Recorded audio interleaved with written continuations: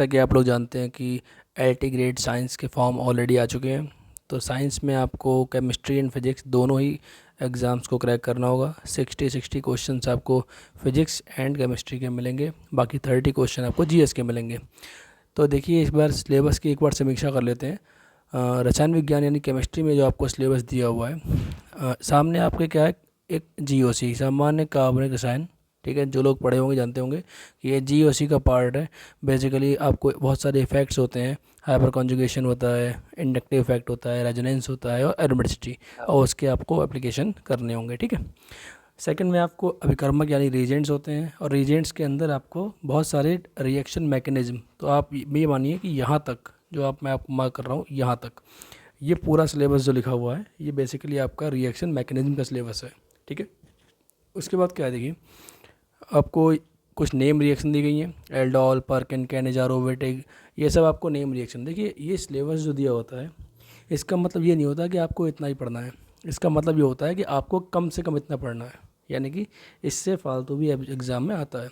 ऐसा नहीं होता है कि आपको इतना ही आपको लिख के आएगा, ठीक है। खैर, कार्बोहाइड्रेट्स एंड पॉलीमर्स आपको एनसीईआरटी लेवल का मिलता है। समावयवता यानी कि आप आइसोमेरिज्म के बारे में भी पढ़ेंगे, RSEZ। बेसिकली आपको कंप्लीट आइसोमेरिज्म आनी चाहिए, ठीक है। स्पेक्ट्रोस्कोपी टॉपिक ये 11th-12th के नहीं होते हैं, ये आपको ग्रेजुएशन में मिलते हैं, बट इसमें काफ़ी हल्का लेवल का आता है। ये आपको इंफ्रारेड और एब्जॉर्प्शन स्पेक्ट्रोस्कोपी बहुत ज़्यादा मुश्किल नहीं आती है, मतलब आसान लेवल की आती है। एटॉमिक स्ट्रक्चर ये आपका पीरियोडिक टेबल है, ये आपका केमिकल बॉन्डिंग है, कोऑर्डिनेशन है, ये बिल्कुल आपका 11th-12th लेवल का है, कोई अंतर आपको नहीं आएगा। जैव अणु यानी कि आपको बायोमोलिक्यूल्स, ये भी एनसीईआरटी में है। रेडॉक्स आपका चैप्टर एनसीईआरटी का है। रेडियो एक्टिविटी पहले एनसीईआरटी में थी, आजकल नहीं है, लेकिन आपको ये पढ़नी पड़ेगी, ठीक है। इसके अंदर काइनेटिक्स है, तो क्लास 12th की एनसीईआरटी का है। ऊष्मागतिकी यानी थर्मोडायनेमिक्स आपका क्लास 11th का एनसीईआरटी है। और आपका इक्विलिब्रियम केमिकल वाला भी और आयनिक वाला भी, इतना सिलेबस लिखा हुआ है। बेसिकली अगर आप 11th और 12th का सिलेबस बहुत अच्छे से कायदे में पढ़ लेंगे तो आपका निपट जाता है, इसमें कोई बहुत मुश्किल एग्ज़ाम नहीं है। अब देखिए, हमारे पास आपके लिए क्या है, हमारे पास आपका जो चैनल आपका बना हुआ है, ये केमिस्ट्री स्कूल, हम लोगों ने एक एलटी ग्रेड साइंस का बैच स्टार्ट किया है। इस बैच में फिजिक्स एंड केमिस्ट्री दोनों ही पढ़ाए जाएंगे, और इसमें आपको जो पढ़ाने वाले टीचर्स होंगे वो ऑलरेडी जीआईसी के सेलेक्टेड लेक्चरर्स हैं। ऐसा नहीं है कि हमने एग्ज़ाम नहीं निकाला, हमने खुद एग्ज़ाम दोनों निकाले हुए हैं, पीजीटी का भी एंड जीआईसी का भी। तो हम ही आपको यहाँ पे ऑनलाइन पढ़ा रहे हैं, ठीक है। 2 डेमो क्लास आपकी फ्री हैं, तो जो भी इसमें आपको बहुत सारी चीज़ें मिलेंगी। डेली आपकी लाइव क्लास है, नोट्स भी आपको हैं, आपको चैप्टर वाइज डीपीपी हैं, हर चीज़ है। 24/7 आप व्हाट्सएप ग्रुप में ऐड हो जाएंगे, तो आप अपने डाउट्स को डाल सकते हैं, ठीक है। तो अगर आपको इसमें इंटरेस्ट हो तो आप मुझे यहाँ पे कमेंट कर सकते हैं, या फिर आप अपना व्हाट्सएप नंबर शेयर कर सकते हैं, तो मैं आपको उसमें जोड़ दूँगा।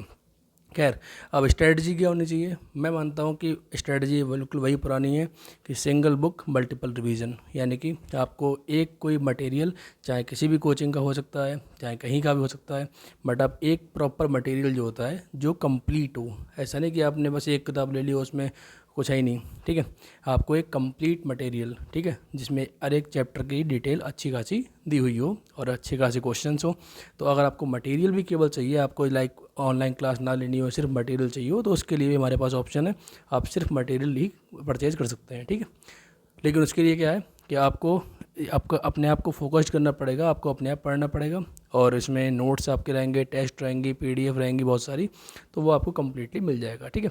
मेरे हिसाब से आप जब भी आप तैयारी करने बैठें तो आप सिर्फ एक अपना जो मटेरियल है उसको आप पिक कर लें, और उसी पे लगातार उस पर मल्टीपल रिवीजन लगाइए, आपका एग्ज़ाम सोल्यूशन, आपका एग्ज़ाम जो है आराम से क्रैक हो जाएगा। Thank you very much.